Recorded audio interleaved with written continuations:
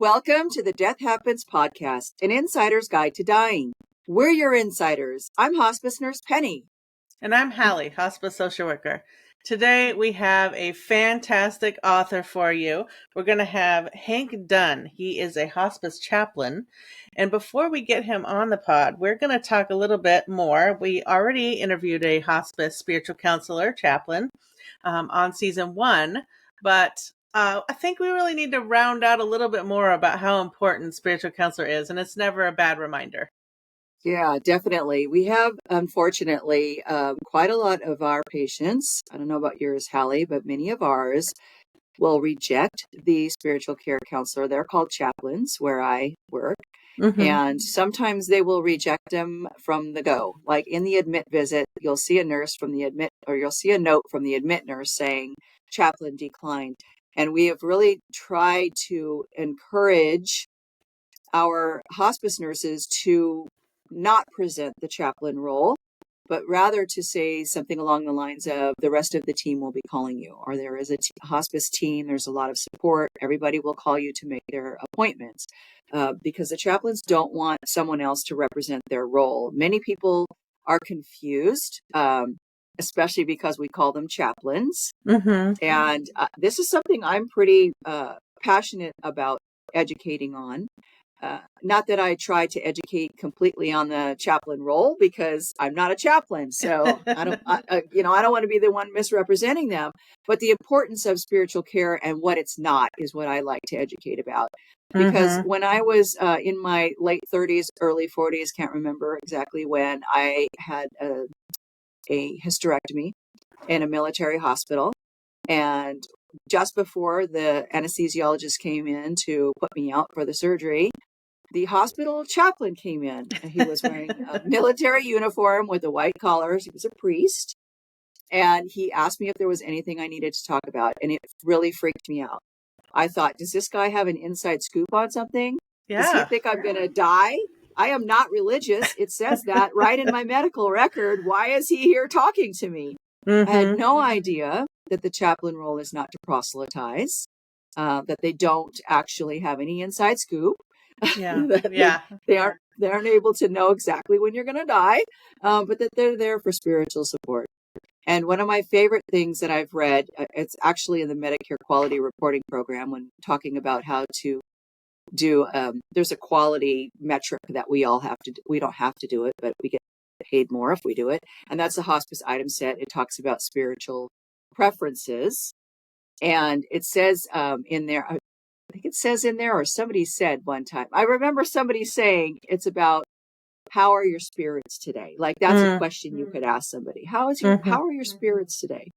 So that people aren't confusing that with religion or some kind of woo-woo thing, and that even an atheist can have spiritual needs, because we all have we're in good spirits, we're in bad spirits, right? So I just always think it's really important that people understand that the chaplain is there for religious support. If you want it, they're not going to bring it to you. If you don't want it, they're not going to even try. They're not even going to, they're going to ask you what you believe. And they're not going to be like, well, let me tell you, because our chaplains are come from a lot of faiths, and some even from no faith. Mm-hmm. So that's my little spiel on spiritual support. So yeah, absolutely. I think, as we get into this conversation with Hank, you're going to really hear as a listener why spiritual counselors can be, and chaplains can be, so supportive, because they have this way of talking that is not medicalized. It's not in that medical model. It really is relating to the person where they are and getting down to the emotional support of it all. So I'm really excited to talk to him and learn more about what brought him to this and all that he's learned. Yeah, me too. It's whole person care, and part of our whole person is our spiritual care. How are our spirits doing? So yeah, I'm excited to talk to him today, and especially to have him tell us a little bit about these amazing books. He's sold millions of books worldwide. Mm-hmm. They're amazing books. They've been around for quite a while. I've seen them in many of the hospice agencies that I worked at. So let's do it. All right, let's do this.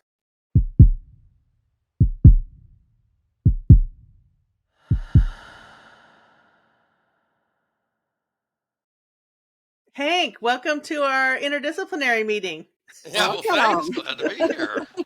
Can you please tell us a little bit about yourself? Okay, I got into healthcare. It was in 1983. I grew up Southern Baptist, actually. I went to Baptist Seminary, the Southern Baptist Seminary in Louisville, Kentucky. I served church in Georgia, Macon, Georgia, for 5 years right after seminary. I was a youth minister and did a lot of things with kids and stuff.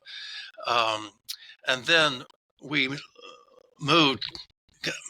To tell you the truth, we got out of the Deep South. I'm back in it now, but we left Macon, Georgia, to go to Washington, D.C. and be part of a real creative, non-traditional church in Washington. And I did inner city work for like 5 years, and I was out of work and got this opportunity for a half-time chaplain's position at a nursing home. It was a 200-bed for-profit family-owned nursing home, but the family was very committed to the spiritual care of their residents, and so that's why they had a chaplain. It's not required by law like hospice is required to have a chaplain available. But anyway, so I started, that was in August of 83. And about that exact same time, the Virginia legislature passed a Natural Death Act. So it gave Virginians in code a right to refuse treatment, a living will, durable power of attorney, all that kind of stuff that was now in the law. And so our nursing home was really progressive, and we formed an ethics committee to talk about this new law. And so there was a doctor, lawyer, social worker, chaplain, nurse, all kinds of folks on the ethics committee. And we asked the question, well, what are we going to do about this new law in our residents? And we decided, well, we'll tell everybody about it. And that just changed from being a half-time chaplain to full-time chaplain. I think they were thinking, what are we going to fill up his time with? And so I said, okay, we'll talk to every patient or competent patient or their family about these end-of-life decisions. And Hank, we want you to do that. So I was so unprepared. I really had no clinical background, but the nurses, I'm telling you, bless their heart, they just helped me so much in learning about these end-of-life decisions. So I started talking to everybody and reading a medical literature on it, things like that. And so that's where I really got interested in what became my Hard Choices book, is me talking to all these people. And how that came about, what most people might know me from, my Hard Choices for Loving People book. And it's, I first published it in 1990. What happened in about 1986 or somewhere around there, I suggested to the ethics committee, after I've been talking to all these patients and families, let's put a little book, let's put this in writing, a little booklet we could hand to everybody. And the ethics committee, the person says, no, we don't want you to put it in writing. We like what you're doing a great job, but don't put it in writing. So I, of course, didn't put it in writing. And 2 years later, in 1988, the study came out of CPR done in the VA hospital in Houston. And the survival rate was like 8% of those who got CPR survived to be discharged from the hospital. But of the like 50 or something patients who were over age 70, none of them survived. And I said to myself, we have got to tell people this information. So I wrote a draft of what became Hard Choices for Loving People. And I sent it around to the ethics committee, and they said, this is great, let's do this. So we did. I did hang on and wait. There was a medical ethics case in the late 80s, and it was finally decided in 1990, the Nancy Krizan case. And just a short summary of that: so this young woman was in an auto accident, ended up in a ditch face down. And when the rescue squad got there, her heart was probably had been stopped for 20 minutes, and they were able to resuscitate her. But she ended up in a vegetative state with a feeding tube, and her family asked that the tube be removed and let her die peacefully. And the nursing home she was in said, no, we can't do that. Missouri laws, where she was, said you have to have clear and convincing evidence as this is what she would have wanted. So it went all the way to U.S. Supreme Court. And the Supreme Court in June of 1990 made the decision that Missouri's law was constitutional. They could require it. But they went on to say, had she been in another state, you could remove it. Or if she had had clear and convincing evidence, you could remove it. And so basically it said it's okay to stop feeding tubes of these vegetative state patients. So when that came, I waited. That was my last piece that went into that first edition of Hard Choices. And so that it came out in December of 1990. And it's still selling now. I've sold over 4 million copies. And it's in its 6th edition. It's expanded greatly. The first, I actually brought a copy. The first edition. Oh, it was just a little. And for comparison, yes, yeah, that's different. People so looking different. on the visual media. Yeah. So anyway, and that was first edition was just what was it, 20 something pages. And, oh wow! 34, and so it grew from there. And in the subtitle of the first edition, it said CPR, artificial feeding tubes, and the nursing home resident. Because this is my world. I knew nursing home residents, and I was going to hand this to nursing home residents, patients, and their families. Well, long story short, we printed like 1,000 copies, and I sent 100 out to other nursing homes in the state of Virginia, see if anybody else might be interested in this. Well, out of that 100 I sent out, we sold about 4,000 copies. And we said, I think we got something here. So we started sending it all over the country to every nursing home in the country. And so it was starting to be sell by boatloads. And one of the big surprises early on was hospices were buying them by the boatloads. And it said nursing home resident in the subtitle. And now this was my ignorance of hospice, and you two will, I'm sure, have this experience. I was under the understanding once people go into hospice, they've made all their end-of-life decisions. They don't want CPR. They don't want feeding tubes. They don't want to go to the hospital and get on. And so I was just blown away. Why would hospices be? Well, then, of course, I became a hospice chaplain years later, and I was still dealing with helping people with these end-of-life decisions. So anyhow, I changed that subtitle. Eventually said with the senior citizens or something like that. And then I changed it to those with a terminal disease, and the subtitle now is, of course, with those with a serious illness. So it could be hospitals, nursing home, hospices, whatever. I love this book, and I have been a hospice nurse since 2005. And I remember I was telling Halley, I swear I know I saw this book a long time ago. And in this new version, it doesn't have like the Light in the Shadows. You have like a list of all the different dates that it was first published. And this one doesn't say that.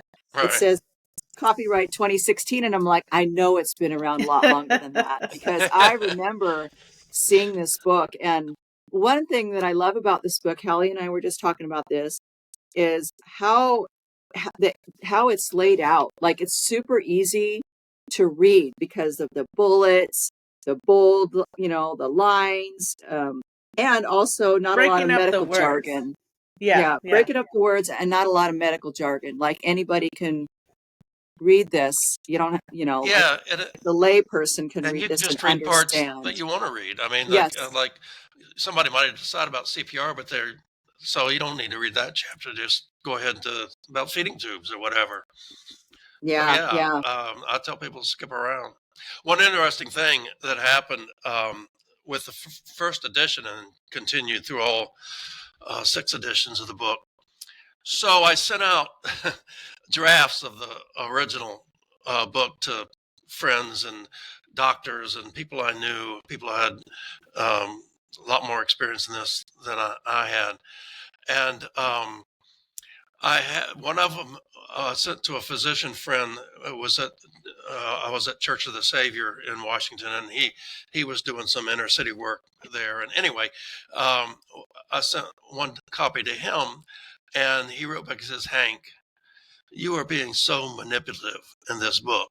Oh. You want people to make the decision you want them to make, and it's so clear to me that you're just trying to you wrote it in a way that." Well, another person I sent it to was a psychotherapist. I was in therapy group for her with years with her, and one of my issues in therapy, uh, and follows me along, is telling people what I really believe and what I think, and being honest about what's going on inside of me. As you can imagine, that can cause problems in relationships, which it did. So anyway, I sent it to the psychotherapist, and she wrote back. She says, "Hank, I can't tell where you are on this. What do you think about these things?" So it was so interesting. I got the exact from 2 people I respected, and they knew me. I got the exact opposite. And so, because of those 2 comments, I cleaned up the language where I was talking about CPR or whatever, and really try to give them the facts, but don't say you have to do it this way, or feeding tubes or whatever.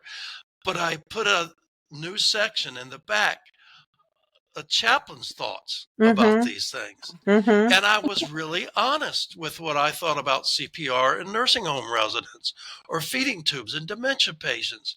And I was, now, since I had the section, what the chaplain thinks, I didn't have to be manipulative, which is what happened, uh, obviously. And anyway, I think it made it a better book. And I get that comment quite often when people say, he doesn't tell you what to do. He just gives you the facts about it. And literally, I do tell them what to do, but it's in the back. So I think it's again, that's one of the compliments I get about the book, is that it's just lays it out and doesn't make you feel guilty if you do choose CPR or feeding tube, because there are reasons people wouldn't do that. I also think too, though, that sometimes people they just don't want, they don't want to know the hard truth. And if you give them the hard truth, then they feel like you're trying to convince them that that's what they should do, even when that's really not what you're trying to do. You're just trying to give them the facts, and the facts are hard. Mm-hmm. It, and I land the same way you do, the same place you do on it. Like, I think that we keep people alive way past when they should be kept alive through artificial means. They have no quality of life, but it is their choice to make. But they need to have all the facts so that they're making an informed choice. Right. Yeah. Right. Yeah. That's what one of the first things that struck me reading this book was, I've been doing hospice for almost 10 years. I've been alive since the 70s, but I don't think you really realize, unless you live through it, how recent these things are, how recent CPR is, how recent, just like you were saying, the law saying you can withdraw a feeding tube, which is insane to me. And it's no wonder that we have hard choices to make, and it's so hard to accept these things, when before the 50s, 60s, it wasn't even a conversation. You didn't have a choice. Yeah. That reminds me of the story. When I was nursing home chaplain, we had a retired physician who was one of our nursing home patients, and he'd gone to med school like in the 30s or something like that. And I asked him, I said, were there feeding tubes around in the 30s when you were in med school? I said, oh, yeah, we've had feeding tubes a long, long time. He said, but the big difference is antibiotics, which really came along in the 40s and 50s, because there's so many infections that go along with feeding tubes. Right. So you might be able to get food into them, but they're going to get infection and we're not going to be able to cure it, and they're going to die from aspiration pneumonia or something like that. Well, of course, now generally we can cure these pneumonias and stuff that go along with feeding tubes. Mm-hmm. So yeah, it's relatively CPR. I remember, I'm old enough now. I was like in Boy Scouts in the 50s and 60s, and they taught that there was no such thing as CPR. It was artificial respiration. And what they taught us to do, you get, let's say, a drowning victim, you lay them on their stomach on the ground, and you put their head in their hand like that. You put their elbows up, and you lean over them. You kneel above their head. You push on their back. You go, out goes the bad air. You pull up on their arms, in goes the good air. Wow. Out goes the bad air, in goes the good air. Now, you know, we know CPR, and you do it on their back, and you pump on their chest really, really hard. Yeah, really and hard. breathe into their mouth, or just now it's optional for the mouth breathing. But anyway, so it was in the 50s and 60s that they first started doing CPR, and it is the one treatment that you can get done to you that they're not required to get your permission. Mm-hmm. You know, Mm-hmm. in a hospital, if you do not have a do not resuscitate order or no CPR order, you could end up getting CPR, and even if the docs might think it's not going to do any good. Yeah. Well, they're always going to err on the side of life because Yeah. nobody wants to be sued. Yeah, they don't have a chance to ask those questions. So I was just having this conversation with a family member asking me, why do they keep asking us every time we have a new shift? The nurse asks, are you going to, the person's not, dead yet, obviously they're becoming unresponsive and have pneumonia. And they're asking every shift, what do you want for life-sustaining treatment kind of things? And I said, that's because they're not telling you the hard part. Yeah. They're not having the other part of the conversation, which they need to be. Because they're like, his advanced directives are in the thing. Why do they keep asking us? That's not what they're asking you. That's too bad. Because they will err on the side of life. Exactly what you're talking about. Yeah. Mm-hmm. Yeah. Mm. So one of the things, as the book grew over the years, on feeding tubes with dementia patients, and in the late 1990s, a number of studies came out showing that feeding tubes just do not help advanced dementia patients like Alzheimer's patients. At the time, there were about 30% of advanced dementia patients in the nursing homes had a feeding tube. 30% had feeding tubes. That's incredible. And the research now showing that it just doesn't do any good. You don't even live any longer. You live about the same amount of time with careful hand feeding as with the feeding tube. And I don't know if it's my book, but there's a lot of it is because of the research that docs are now reading. It doesn't do any good. So it's less and less you're seeing feeding tubes in advanced dementia patient. But, bless their hearts, sometimes those nurses' aides who are saying, no, I can't feed your mom anymore. She's coughing all the time. She needs a feeding tube. Yeah. And it's hard. Hand feeding is hard. Careful hand feeding is hard with advanced dementia patients, but you can do it. They can do it. Well, and also now some people are opting out of that too in advanced directives, saying that they don't want to be fed.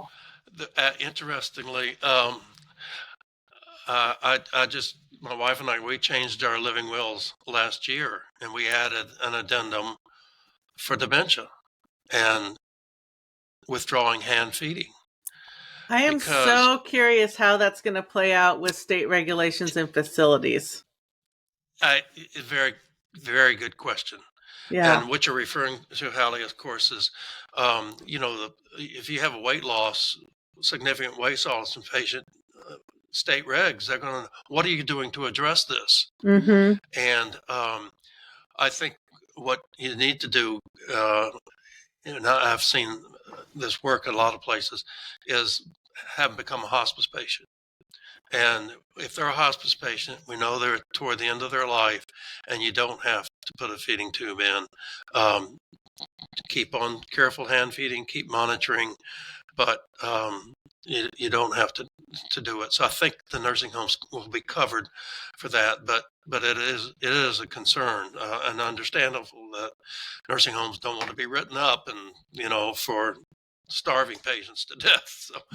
So but anyway, I think we can. Oh, so the advanced directive now. I actually just took one. I think it was the New York, state of New York,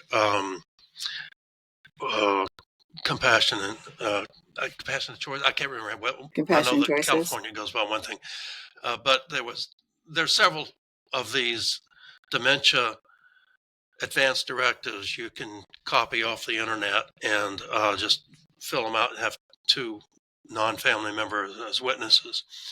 And so that is in my living will now, and it's like it states specifically what stage 6 or 7 on the Reisberg scale.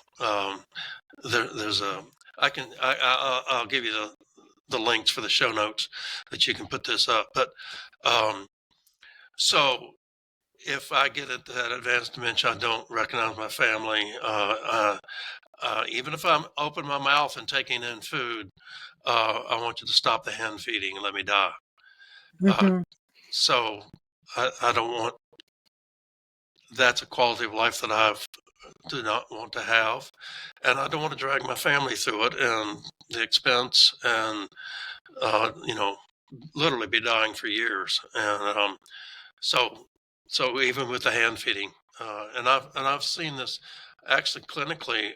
Even when I was back in the nursing home, occasionally we'd have families come to us and say, Mom's not herself. If she could see what she's doing now, poop and peeing all over herself and all this, she would just be horrible. And we want you to stop the hand feeding. And we were able to do that, even without this more advanced stuff that we know nowadays. But we were convinced that they convinced us this is what the patient would have wanted. And so we honored that. And the patient died, not long after. Stop the hand feeding. Yeah, and a problem with dementia patients is that if you put food in front of them, they often will open their mouth and accept it. So then it's like people think they're hungry, we got to feed them, but it's just like a reflex that they're opening their mouth to accept the food. Right. So I love what you just said about if you don't recognize your family anymore, even if you open your mouth, you don't want to be fed that way. Going back to being able to put patients who are in nursing homes onto hospice. Unfortunately, one of the issues with that is the qualifying factors for dementia patients, because weight loss alone is not enough to qualify a person for hospice. And, I really wish that we could expand that hospice benefit, even if it was just specifically to include dementia patients to where maybe they have a longer life expectancy so that we could bring them on a little earlier, because they almost have to be in a fetal position and completely not talking to qualify for hospice. But we know that, if they're in a nursing home, especially to your point, they're going to keep trying to keep them alive because they're going to have some kind of an action plan around weight loss in a patient who's 80 years old with Alzheimer's dementia, if that's, so that's kind of an issue with that. Yeah. Although not my personal preference for my advanced directives, I do love in your book, at least a couple of times you mentioned a few issues where folks do want all life-saving treatments. And really love the focus also in the book of it's about the patient choice. It's not that golden rule. It's not what we want. It's what they want. And that's why these conversations are so important. If you don't know, you're leaving it to your loved one to figure out. And they may default to what they want, not what you want. Yeah. And you can't make decisions about those things if you don't know what you don't know. Yes. You have to be informed to make those decisions. And that's where I think we're really having, trouble. And that's why I love your book. And everybody should read this book because just for people who may not have seen it, I expanded. I have several smaller sections of other decisions. Of course, the big one, CPR, feeding tube, and in that conversation with the feeding tubes is IVs for hydration of dying patients, which does not do any benefit to them. Only makes the dying worse with a IV for hydration. You might have a IV open to get some meds in, but for hydration. And then I added a chapter on shifting to hospice or palliative care and explain what that is. And then I have several smaller sections on just hospitalization of like a nursing home resident or people in their own home. Some of the issues of do or do not hospitalize an advanced disease patient. Ventilators, I'll talk about that. I added a section on dialysis, I think in the 2001 edition maybe. And then the most recent edition, the 2016 one, I added a section on pacemakers and defibrillators. Love that. Yeah, maybe me too. turning them off, especially the defibrillators, as people are dying. And of course, a section on pain control and just about, you can't kill a patient with morphine if you titrate it slowly. Thank you very much. We appreciate that. Oh, you hear this over now. We gave her the morphine and she died. We killed her. I killed mom, and it's horrible. And I'm sure Penny, especially you as a nurse, are having to explain this to families all the time that you're not going to kill them. Make sure she gets that morphine every 6 hours, 8 hours, whatever it's diagnosed. Whatever it's prescribed. So. Yeah, there's a couple of specific quotes I wrote down to make sure I reference them. Page 30, that were my favorite. Page 33, the death hooked up to machines is an accident. The peaceful death in your own bed takes planning. It's like, oh my God, yes. Yeah. This is exactly what I was telling Penny. It's like, it doesn't matter how long you've been in hospice. It is so important to keep your ears open to other clinicians and people that have worked in the field, because there are new ways, even though it's information you agree with or there's new ways to say it. And that's what I really love about your book, because there's different language that I'm going to start incorporating as I go through this. Oh, thank you. Yeah. Yeah, that's what I've heard and still hear from professionals, nurses, social workers, whatever. Hank, you give me words to use. And, so yeah. And on page 45, this is speaking again to turning things off and not killing people. Turning off the device does not kill the patient. It's removing a barrier to natural death. Ooh, I like that one too. Yeah. Yeah, I just recently in a blog on my website, I was talking about dialysis because it's still in the news about dialysis and how, it doesn't help a lot of patients and is a great burden. The most recent research was about these patients who go on. They looked at patients who went on dialysis and other similarly afflicted kidney failure patients who did not go on dialysis. And they did find the ones who went on dialysis lived on average like 25 months, but the ones who did not do dialysis lived on average 23 months. So you got 2 months longer of life with a huge burden. Huge burden. Dialysis 3 times a week, being tired, wearing yourself out. And so anyway, this is, I wrote this blog and I told this story about when I was a nursing home chaplain. We had a man in the nursing home. It was a very well-known opera singer. I didn't know opera. I didn't know who he was, but I started reading up on it. Oh my gosh, this guy's famous.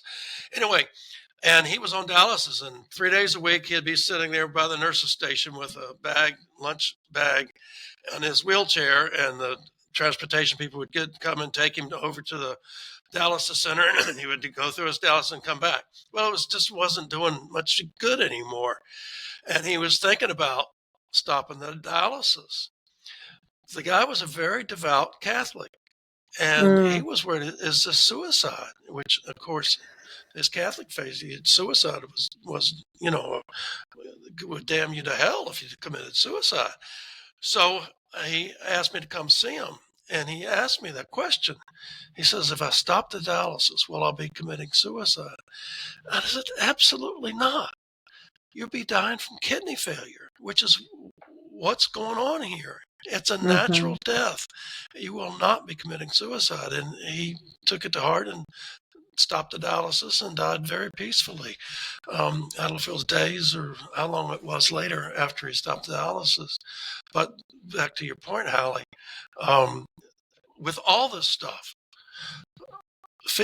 not doing a feeding tube, are you dying because we starved? No. How come you can't swallow anymore? Nancy Krazan, who had been kept alive for several years on a feeding tube, when they withdraw the feeding tube, yes, she might have been dehydrated. That actually ended her life, but she died from results of a traffic accident that left her in the ditch for 20 minutes.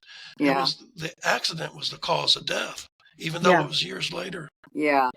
Well, I always say it's easier to make a decision to not put the intervention in place than it is to make the decision to remove it, because then you're so far away from the actual event that it feels like you've just caused their death. Whereas if somebody has a stroke and you say, no, we're not going to put a feeding tube in, they die from their stroke. Right. But if you put it in, you starved them to death.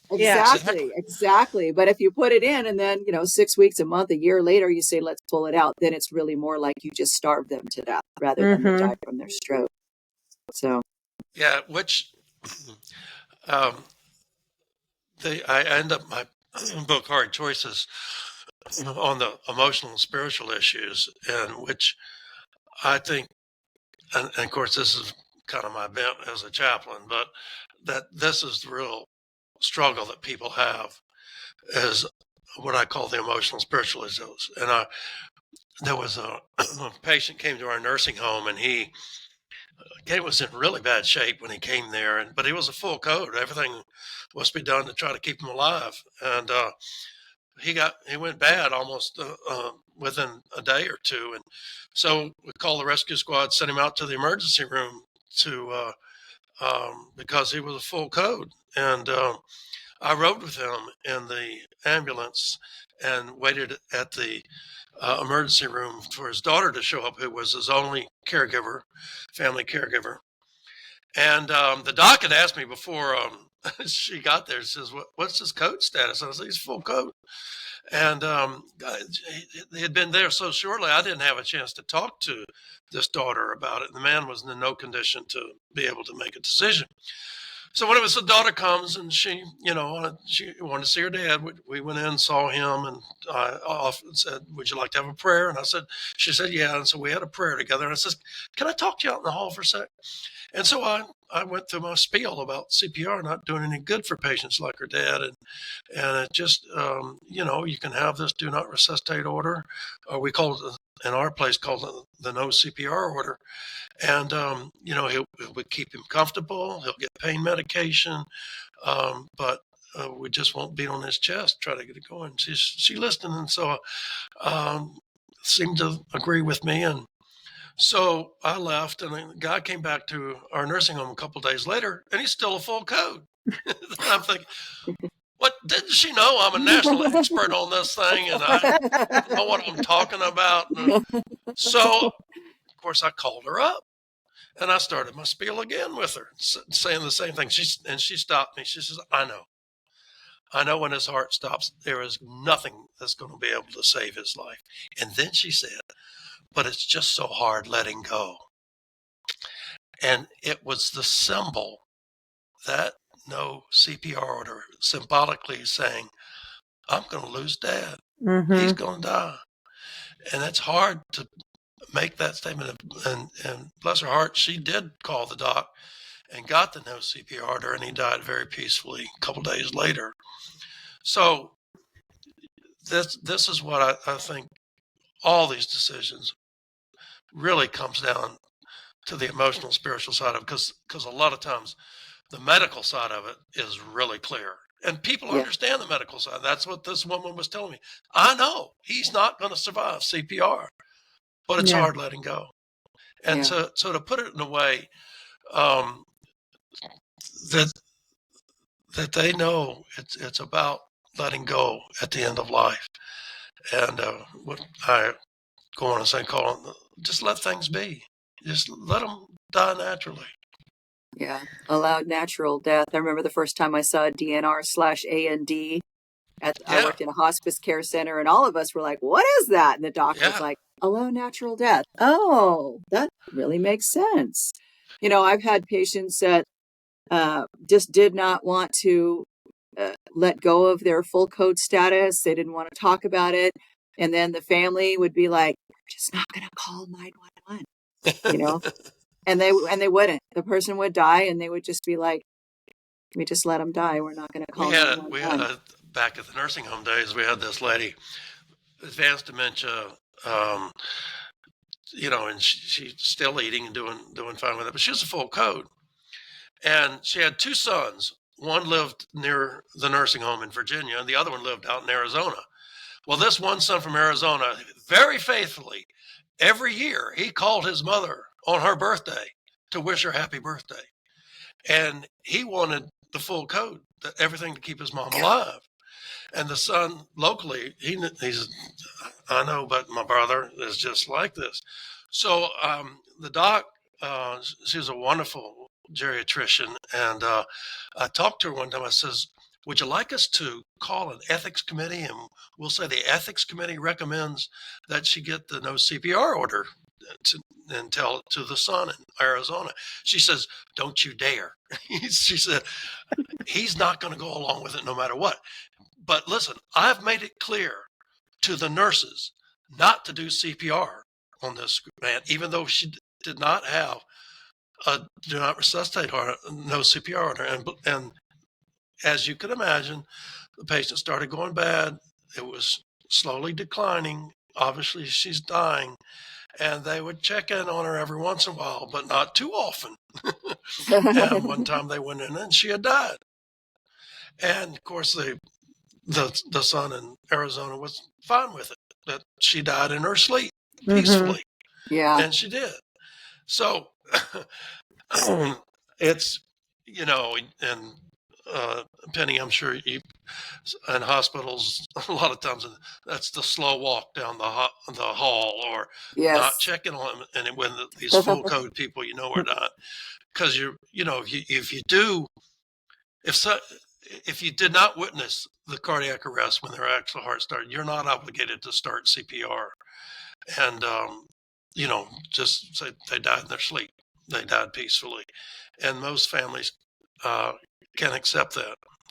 People like that terminology, died in their sleep. I get questions all the time on my social media about, do people ever die in their sleep? And I say pretty much that's how they die. Like most people who die a natural death slip into unresponsiveness and then they slip away. And you could say that's like dying in their sleep. And I think if you maybe even pose that to somebody who's saying, I want everything, would you rather have that, or would you like to die in your sleep? My social worker who I worked with was really good at saying to people, if your heart stops and you no longer are breathing, do you want us to beat on your chest to try to attempt to bring you back to life, or would you rather just let that be it and just let it go and die a natural death? And when she put it that way, people were more like, oh, because I think people don't understand that when you are doing CPR on somebody, they're dead for all intents and purposes. They are not breathing. They have no heartbeat. They are literally dead, and you're trying to bring them back to life. And I think a lot of people don't really understand that about CPR. Mm-hmm. Yeah. I think I've been using that as a good explanation for why I don't. I mean, I realize if I'm in a car accident, they're going to default and give me CPR, but I have already asked and gotten a DNR for myself. And that is because my doctor knows I work in hospice. I don't want to die, but if I do, don't bring me back so I can die again. in a worse way. I've already gone through it. Please let me be. Let it be. Oh, Yeah. yeah. I have my 5 wishes, which are a little more like detailed as far as if you're not expected to recover, do you want this? If you know what I mean? Like you, Halley, I would expect that if I'm in a car accident or electrocuted or something like that, then, go ahead and try to bring me back. That's when you have your better chance of it. But if I get some kind of illness, COVID or whatever, and it takes me out, don't try to bring me back. Let me go. Yeah. One of the things I was thinking about recently in the book also kind of got me thinking about this is something we really don't talk about. And why would we, right? We're patient focused, but we don't think about the trauma that causes the responders for people that they know are not going to survive. That I've had friends that were first responders and were forced to do CPR on, 90-year-olds that are gone. Crack their ribs. And it is horrific. It is so traumatic. And it's traumatic for the families to witness too. And I don't think that part of CPR, that's really why I liked Andrew's video that we talked to him about last season. That was, and like your book, Hank, that is more, not graphic, but direct about what CPR looks like and what happens and what are the consequences of it. So that people can make hard decisions. Speaking of first responders, when I was in nursing school, I went to do a clinical in this place called Ashley House, and they have children in there. It's children with a serious illness or terminal illness. And there was a boy who I think he was about 17, because they were talking about how when he turned 18, they would have to find a new place for him because he would no longer be a child. When he was 10 years old, he drowned. And he was resuscitated, but he was in a persistent vegetative state, tube feeding, the whole 9 yards, trach, everything. And the people that worked at Ashley House told me that the first responder came in after he had been transferred there and saw him and told the nurses that if he would have known what that boy was going to end up, what his life was going to be like, he never would have done CPR in the first place. Yeah. What made you include children in, because you do include some children stories in your book. Yeah, that was something I added over because again, I started out nursing home chaplain with all these old people. We had only, I guess, because we had a boy who was like 17 in a vegetative state. So, but most of the time I wasn't dealing with children. So then, of course, I get to hospice and running into children occasionally. And so I added this section on children. The medicine side of these decisions is no different for a 10-year-old, a 17-year-old, a 75-year-old. It's the physical medical condition of the patient that makes them not a candidate for CPR. It's not the age.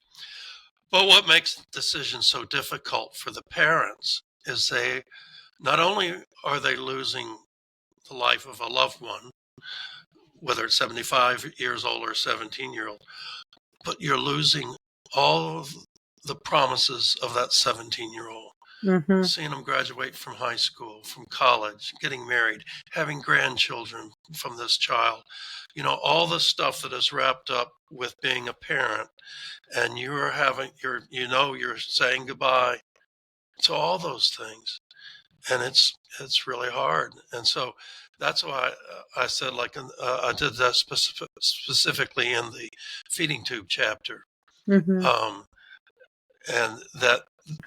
To a child that might have been kept alive for some time on a feeding tube, you're having all that letting go of what it might be, the years that they might have given you some pleasure.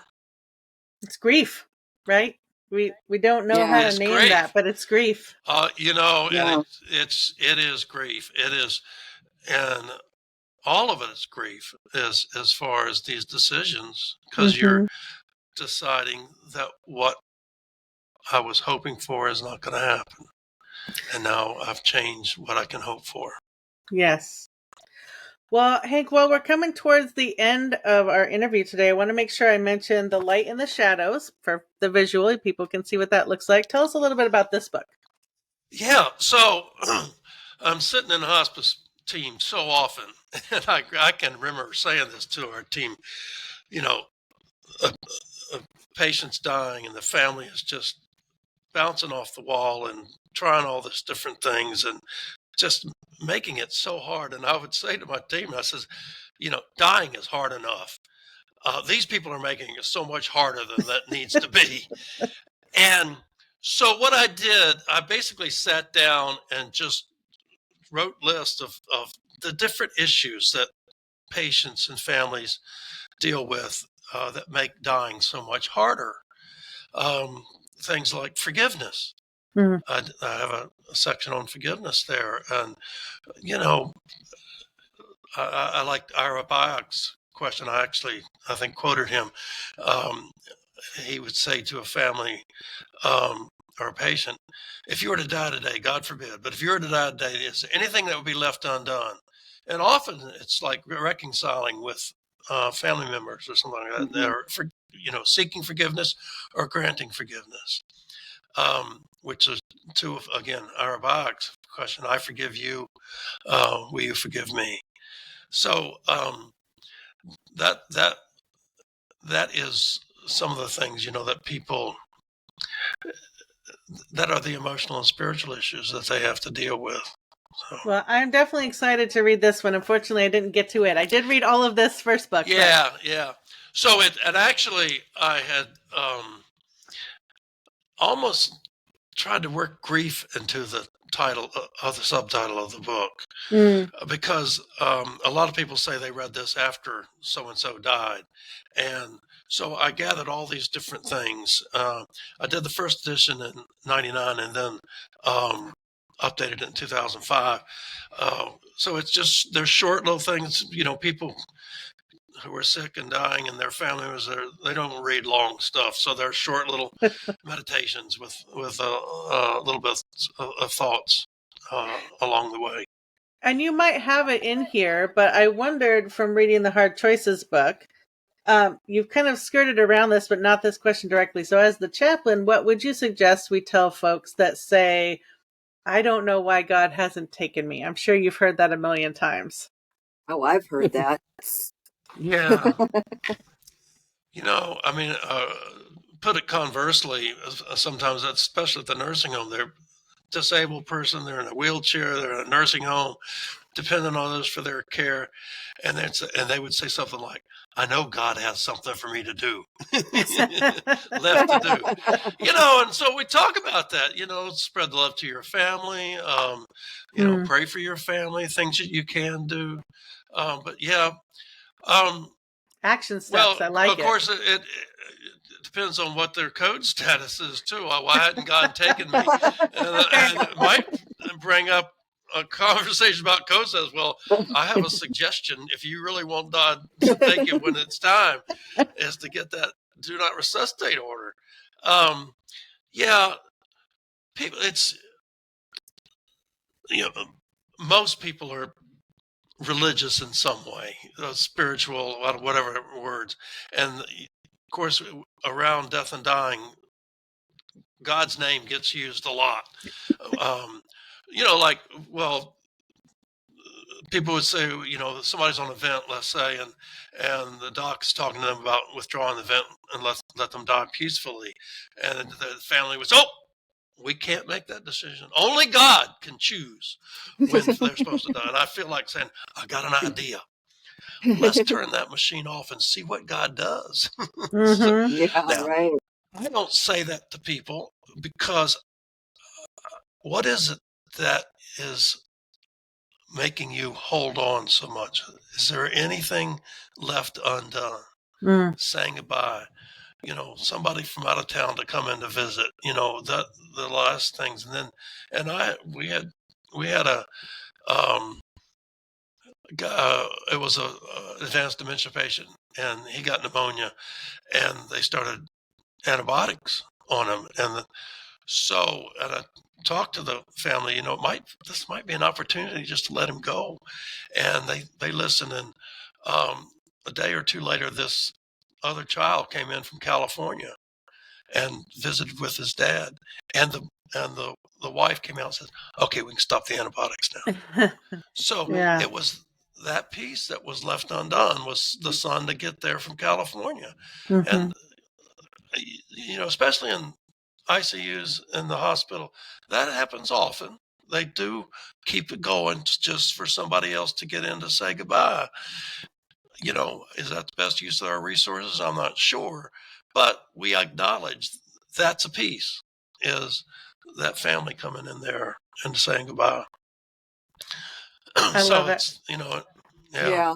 We actually did that at the Hospice Care Center. I remember there was a patient that had somebody coming in from somewhere else in the world, and they actually did a little bit of IV hydration for them just to try to, they were a younger person, and, they just tried to kind of Yeah. keep Yeah. them hanging on just for a little bit longer until their person Yeah. got there. Yeah. Yeah. Well, is there anything we haven't discussed with your books or your work that we haven't talked about, or things upcoming for you? Well, I'm working on actually adding some paragraphs. If we do a 7th edition, I've been talking about the publisher about this. We don't have one planned. Don't worry, keep buying the 6th. But if we ever did one, about voluntary stopping eating and drinking. Yes. VSAD, Please include medical aid in dying. Yeah. So, in short, you to, of course, live in a place that has medical aid in dying. I've never lived in a jurisdiction that has medical aid in dying, so I have no experience with that. But even in Oregon, Washington, California, the other places that have medical aid in dying, there are certain patients that don't qualify for it. Yes. Dementia patients, some MS patients that are not in the final, 6 months, or ALS, things like that. So people can choose, and there's a wealth of information on the internet now about voluntary stopping eating and drinking. You really need, let me say exactly what it is. So a person decides, basically, I'm going to fast until I die, not eat or drink anything. And since the beginning of time, people have done that. This is not new.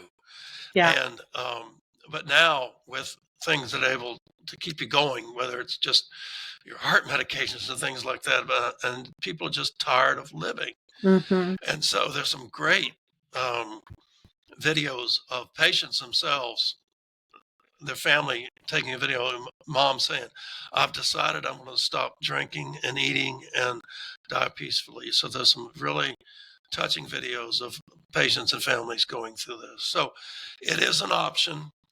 My hesitation in putting it in too much, I don't want, there might be some facilities that don't want to suggest this to people.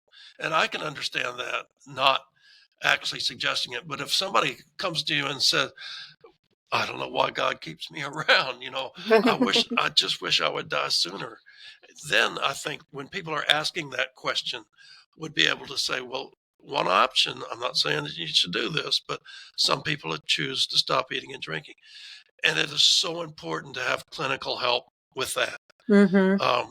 Hospice, because as soon as you stop eating and drinking, you basically are terminal, and you can qualify for hospice. And so get hospice or palliative care involved. There's medications you can take. There's things you can do to ease the sense of thirst. And so that might be one thing I would. I'm not going to add a whole chapter, even a big section, but I think I might add it in the section on the feeding tube chapter. It's an option that people could do to hasten their death. Well, in season 2, we have a final question that we're asking folks, and I'm going to make yours a 2-part since you do talk about advance directives. Do you have your advance directives complete? I know you said you have your living will, but do you have everything else done? And what do you want done with your body when you die? Oh, okay. Season 2 questions, huh?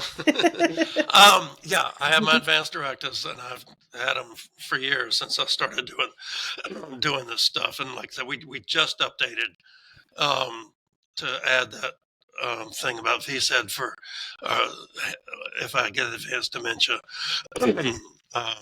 to withhold. Yeah, yeah. My body. Right now, it's to be cremated, but I know that uses a heck of a lot of carbon fuel to cremate my body. So I haven't looked around. I know in Northern Virginia, where I used to live, there's a Trappist monastery out in the country there that has a natural green burial ground, and they will accept people in caskets. They got to be wood. There can't be anything that's not going to decompose. Or you can just bury somebody in a shroud, and just like that's how they bury the monks. There's no casket with the monks.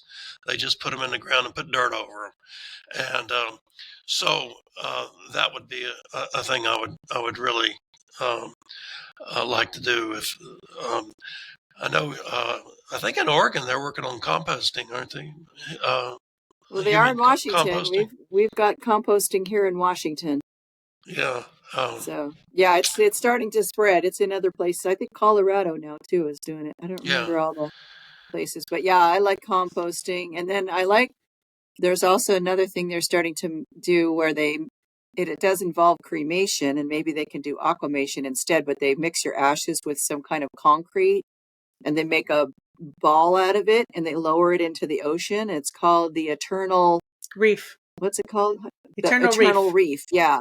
It makes a reef out of your remains. Yeah, which is kind of cool because we're losing reefs in some areas. So it actually makes a reef, and I think that's kind of a fun idea. Yeah. It's it's tough. I mean, I'm spread out. I'm here in Mississippi. I have a daughter. Two daughters actually live up in Northern Virginia, and a son in Asheville, North Carolina. And I think it's important to see the dead body, but if they're not around when I die, and so I that I would miss if people can't be around when I'm actually dying or I'm dead. So that's one of the wonderful things with hospice, of course, is having deaths at home and the family can gather around and actually see this dead person. It can help the grief process. Absolutely. So direct cremation might be the option, but it's not the best. Right. Well, Hank, thank you so much for joining us today. It's just been a privilege to talk to you. Well, thank you. And tell us where people can find you, Hank. Oh, yeah. Well, just Hank Dunn on Facebook, and on Instagram, it's Hospice Chaplain Hank. Penny, I took your lead on Hospice Nurse Penny. So Hospice Chaplain Hank. Oh, that's a no-brainer. I do have a YouTube channel, too. It's... they stick these numbers behind your name, but I checked to see what it was. Hank Dunn 6304, but you can just search Hank Dunn, and I do these short little videos, and they're not all about death and dying. I do a lot of stuff in the out of doors, where paddling or hiking or camping or something like that. So yeah, I've seen some of those. I like those. Where can people get I'll send you those links for the show notes and the book. Yeah, just hankdunn.com. You can buy the book online there, and the more you buy, the cheaper they get. So you can get them on Amazon. If you're just buying one or even 5, they're going to be the same price as you get from my publisher. But if you get 10 or more, there's bulk discount, so it's better to go. And I mean, the average order is like 100, so we sell them to hospices, nursing homes, hospitals, churches. Well, they should be everywhere. They should be in every place where there are people who are going to die, and that's every one of us. Yeah, I'm just going to start giving them out as gifts. So yeah. Happy birthday, Hard Choices. Yeah. It's 34 years coming up, so that's amazing. Wow. Well, thank you so much again. Thank you so much for being on, You're Hank. welcome. Thank you for having me. Thank you for doing what y'all are doing. It's great work. So I wish you the best. Thank you. you. Well, that was Hank Dunn, amazing author and hospice chaplain. Amazing. Amazing author, amazing chaplain, amazing human. Yes. So much experience. So, I mean, he's been in it for a long, long time. Long time. I am for sure going to be making sure our hospice has this book in our library because it's great. I'm going to be passing it around to my colleagues as well. Yeah, I mean, let's pitch these again. Hard Choices for Loving People. Mm-hmm. CPR, feeding tubes, palliative care, comfort measures, and the patient with a serious illness. Mm-hmm. Yeah. And Life in the Shadows. Light in the Shadows, Meditations While Living with a Life-Threatening Illness. These are both just fantastic books by a fantastic man, a fantastic author. Mm-hmm. Definitely want to get these books. They're so good. I mean, like I said, Hard Choices for Loving People. This has been around since I started hospice nursing 20 years ago. I remember seeing this book and learning from it. Yeah, you know, I'm just glad he kept pushing to write stuff down because it's great. It's a really helpful guide for clinicians and for families. Yeah. All right. Well, another one in the can, man. Yeah, Hank is our last interview. We have one more episode with just us with some education, and then we'll do our season wrap up. Yeah, sounds like a plan. Until then, remember to live, because someday you'll all be dead. I almost said you'll all be dead, and so will I, because we all will be dead. Well, as Hank says, none of us get out of this alive. We're all 100% accurately, certainly going to die. Yep.